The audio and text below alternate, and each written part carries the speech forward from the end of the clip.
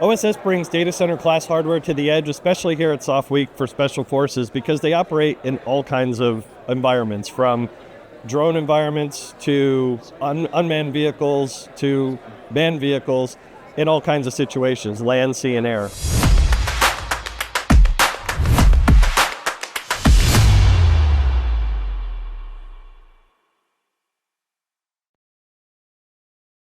Yeah, one of the best products that we have here at OSS's booth is the 3U SDS liquid-cooled server.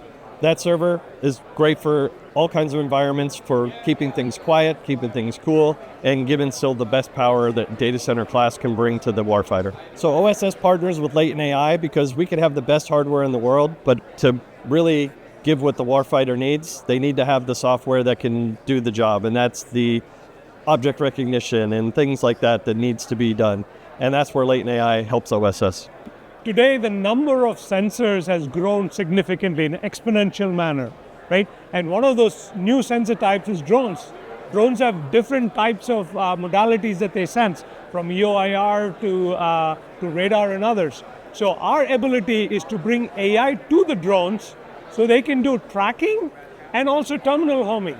This device, manufactured by our partner OSS, contains our algorithms that are fine-tuned to run on low-swap devices. So this brings Group 1 autonomy instantly. So instead of a warfighter constantly looking at the screen and navigating the drone, they can basically pick a target and let the drone fly automatically to track it or to go attack it if they need it. I met with several of the operators, and they say, like, we are buying thousands of drones, but we don't have thousands of operators to go after it.